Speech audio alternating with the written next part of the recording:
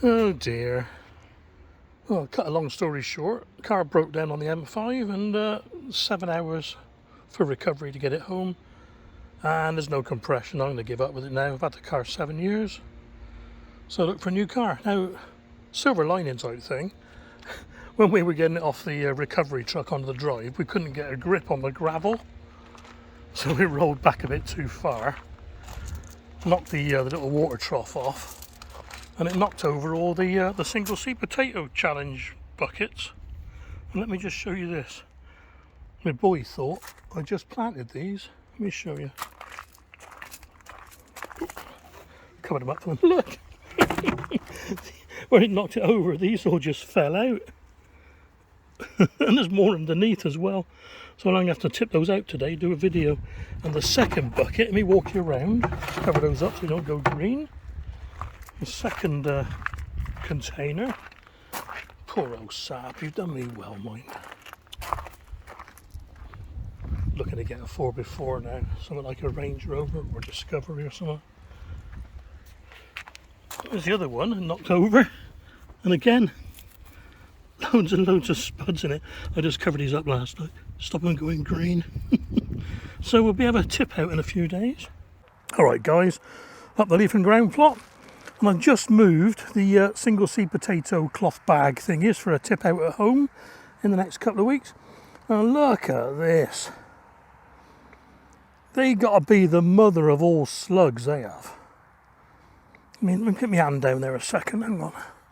Here's my finger. Look at the size of them. So they're going to go flying in a minute. I'm hoping that hole is just a crack in the clay underneath and not a rodent. But nothing will surprise me lately. Right, let's get rid of those. Well, I'm just going to quickly tip this condor out into this space here. I'll try and do it one-handed. It's a rose.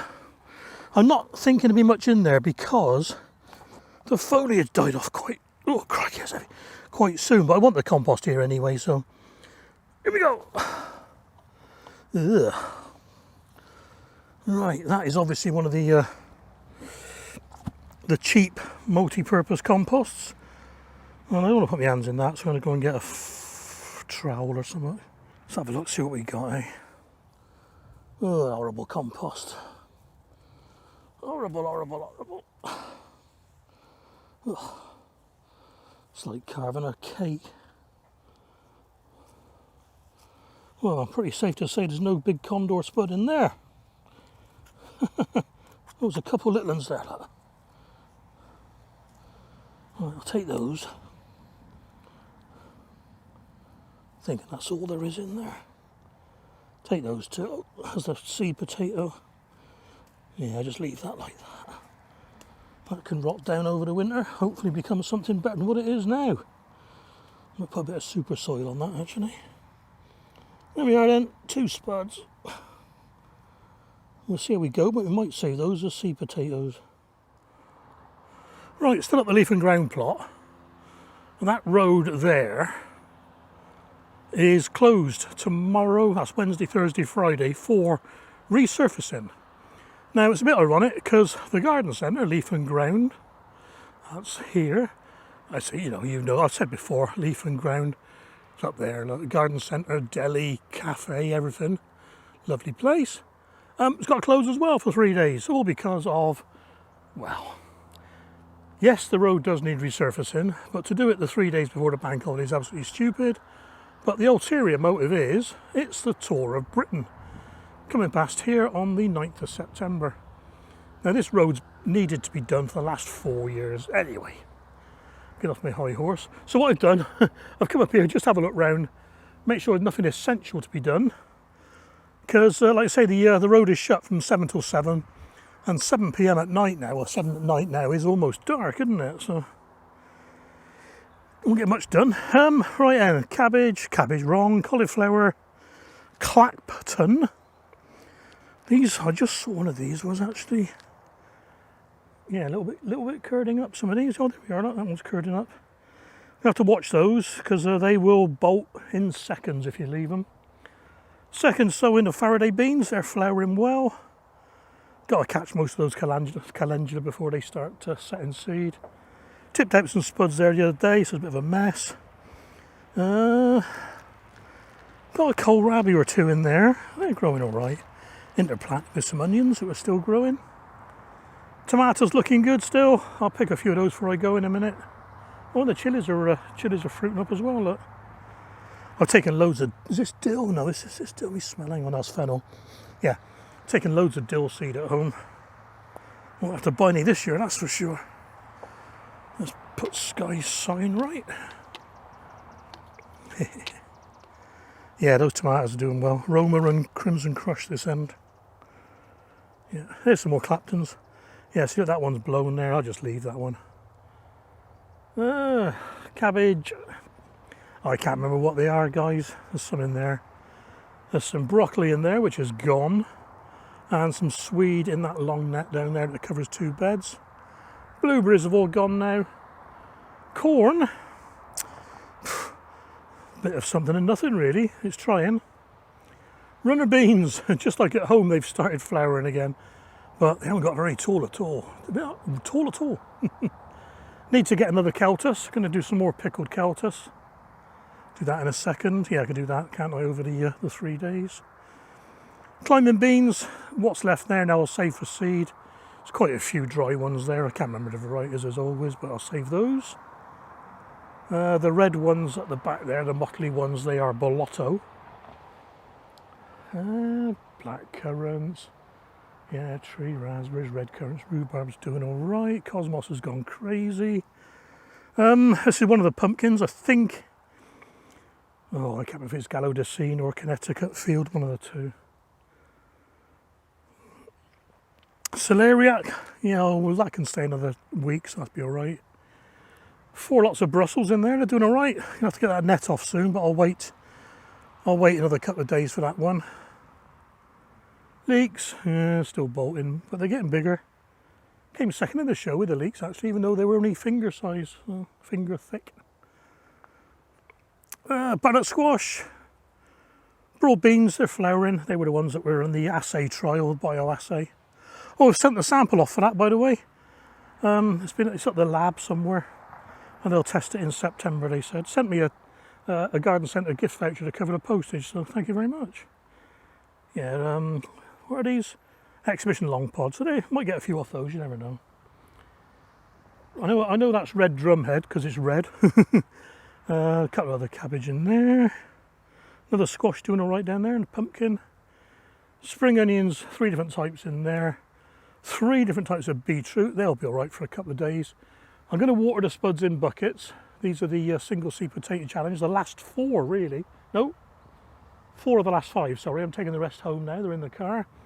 Yeah, I want to water those just in case we have a warm spell and I can't get up here. Squash or pumpkin, which I think, yeah, there's a fruit there, look. One's going one way, one's going the other. There we are. More corn, like I said, much of nothing this year, corn. Mind you, I've got some cobs on it, so we'll see. Yeah, perhaps corn's showing late. And some more Clapton in there.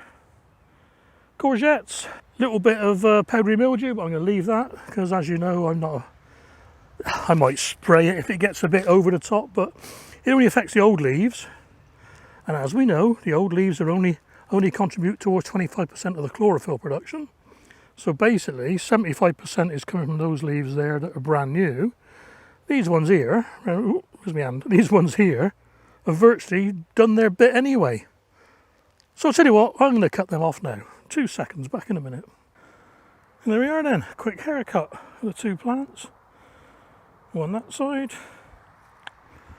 and one that side. So they should spring back into life pretty soon. All I've got to do now then is water those potatoes, and I'll be on my way.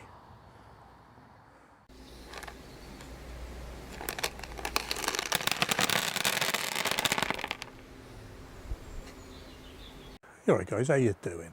Bit of a rough old night last night. It's about just gone 7:30 in the morning. I got up a little bit earlier than normal. And my arms are itching like mad. And I woke up about 2 o'clock this morning, actually scratching like mad, you know, as you do, itching like, and I had enough of it. So I was putting, you know, insect relievers on and things like that, and it helps. Or washing with warm soapy water helps. And it got so bad, I went downstairs and I just said, what the bloody hell's going on? So you get all worried, don't you? You know, you're thinking like, oh God, I got fleas or something, or bed bugs. And I'm thinking, well, no, it can't be bed bugs because it's only on my arms. If it was bed bugs, it'd be all over me, you know, everywhere and stuff like that, you know. So, you know, your mind's working overtime. So I'm thinking, well, I've been doing a lot of tomato filming lately. So allergic to tomatoes. And then I'm thinking, well, this thing behind me, you know, it was sort of a lot of black fly on it, and black fly got a lot. The ants harvest or farm the black fly, so maybe it's ants. Then I'm thinking, well, can't be ants because slightly hairy arms, and anytime there's even a green fly on them, the hairs move, and you know it's there. So then I thought, well, beans, and well, let me show you this beans. A couple of days ago, I was reaching in here because the beans were dying, and I thought, that's it, let's get rid of them.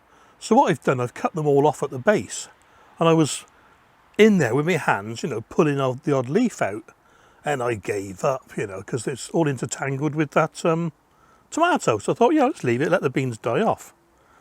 And then the bean thought carried on a little bit, and I've totally taken down this one, and as you could probably see on the floor there, the leaves were everywhere, the stems and that, and I was knee deep in them. Ooh, knee deep. I got a few itches on my lower legs as well, so yeah, I wonder if something to do with beans. So I googled beans, and yes, there's a bean allergy, as in the touch of beans. There's a bean food allergy, but there's also a hypersensitivity to, I mean, you see the black fly there, so there's, you know, there's slightly hairy, there we are, it's a bit rough on the back, and the hairy on top. So here's me then, with all my blooming allergies, now allergic to beans, as in the touch of beans. I get asthma from house dust, house mites, cats, dogs, horses, some oils. I know I'm photosensitive to parsnips, celery and that sort of thing. And beans, oh yeah, courgette family, I've got to be careful of them. Beans. Stinging nettles. You know, stinging nettles, most people get a stinging nettle and that's it in a day. Nah, it takes nearly 10 days for me to get rid of them, all raised up blotchy. Let me show you on my arms what I mean. You know, turn away now if you don't like this sort of thing. It's going to be a bit awkward to show you this, but I found a little sticky thing. See the little red blotches? One there, one there. One there I've scratched. There's one there. There's a couple, you know, little red blemishes. And on this hand, there's exactly the same sort of places, round my wrist. And there's one there I've scratched. And there's one somewhere, where is it? No, I can't see it now. Yeah, go right back up here, and there's one. See, that one there. It's got a little white centre to it. And what I did with one of them with a white centre, I scratched it a little bit and a drop of liquid come out. So it turns out, contact dermatitis. Isn't it weird, eh? Dangerous thing, this gardening. Gotta stick with frozen food in future.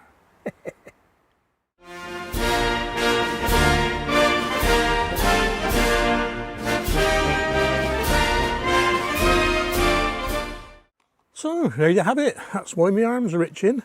And I mentioned allergies and asthma, and it was asthma that got me discharged from the submarine service. Quick story for you. I used to travel down from Scotland off the submarine down to Mum and Dad's house. When I was there, I'd be in bed, and Mum said, something wrong, Stephen, there's something wrong. And I said, all right, I promise you I'll go see the doctor when I get back. So I went and saw the doctor when I got back. He sent me on a first-class sleeper train from Scotland down to Portsmouth overnight. I had all these tests, and turns out I got asthma. Now, I don't know if you know about asthma tests. They do a little skin prick test on you. So the medic's got this this case, like essential oils, you know, and it's got all the essences of all the things you could be allergic to. And he said, well, what do you think you've come in contact with? So what have you got at home? He said. So I said, well, you know, house. And, oh, yeah, okay, we always do it anyway. He said, we do house dust, house mites. And he puts a little drop on your arm and scratches through it, gets a clean needle or wipes it or something. And then what else? So we got cats, dogs. And went on like this, and we did oils because I'm an engineer, and mushrooms and all the common things. And he said, anything else? I said, well, when I was a kid, I went horse riding once, and my eyes all swelled up and my wrists. So he got horse, and he did a scratch of horse. He said, well, go and sit outside, quarter of an hour, don't touch your arms. In fact, I kept it like that. And after about 3 minutes, oh, God, my arm, I couldn't, oh, gee. Went back in, and horses had swelled up nearly an inch high and taken in 4 other tests. So we give the result sheet, we went through to see a doctor, and the doctor says, well, yeah, looks like you've got asthma, you're allergic to all these things. Cats, dogs, houses, house dust, horses. And he said, a good thing for you, he said, there's no horses on submarines, but the trouble is you can't be asthmatic and be a submariner. So I was discharged from the submarine service back in 82, 83. I lost £300 a month in pay then. That's quite a lot of money. So this is anyway. I went on all these different series of inhalers, and God knows, one with those, what's it called, spin cap, inhaling dust, and I'd be coughing for about an hour afterwards. And I'm on the usual, you know, well, they were Ventolins. They've changed them now. These are awful.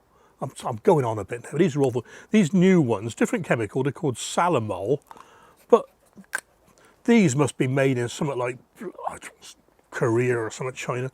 They're awful. And sometimes when you get a new one, it doesn't atomize the whatever it is. It comes out as a jet down your throat. So I told the doctor and chemist, they're looking into it. But a couple of years back, I was put onto, with this is a reliever, and with this you have a preventer, which is a steroid. So I'd be steroid in the morning, steroid in the evening, every day, a couple of times, you know. And this is why sometimes I sound like Darth Vader on the videos, you know. Anyway, this is Digwell's Ditties, you know. A couple of years back, I was part of this pink one. Oh, that's a nice colour. It's called a Foster 100/6. And it's a built-in reliever and preventer, so it's got the steroids in there. So 1 puff in the morning, 1 or 2, or 1 or 2 in the evening. And I tell you what, it works. It's like a new lease of life. I'm like a spring chicken, you know. And using these, I've gone down from using 1 or more of these a month to 1 every 3 months, even that. And now it's probably just habit. Oh, got to do a bit of work on the allotment, give it a quick, you know, before I get going, like, you know. So. Yeah, brilliant. So if you're an asthmatic and you've got, you know, see if your practitioner can put you under these, they're bloody brilliant. Right, I'm going now, go have my breakfast. See you later, guys. Right, guys, it's a bit later on now, as you can tell by the sun. I was editing the video and I forgot to mention something. Mum and Dad always had cats and dogs and that sort of thing, but I was immune to them because I lived with them, no problem whatsoever. And it's because the submarines have such pure air. When you make your own water, from the water you crack that down to oxygen and hydrogen. The oxygen goes into the atmosphere, the air is pure, the carbon dioxide is absorbed by a CO2 absorption unit and pumped overboard. The carbon monoxide, the hydrogen is burnt, and so and so. In the ventilation trunking, there's wires, I don't know, 50,000 volts going through them, electrostatic precipitators. When any dust goes through, it's out of the air. So the air is really pure. And what happens is all the things that you're allergic to, they go after a few weeks. And you're breathing sort of, not pure air, but very, very good air. And I lost all my immunity because there was nothing to be immune to. So when I go home, cats, dogs, I just thought I'd put that in just to clarify things a little bit.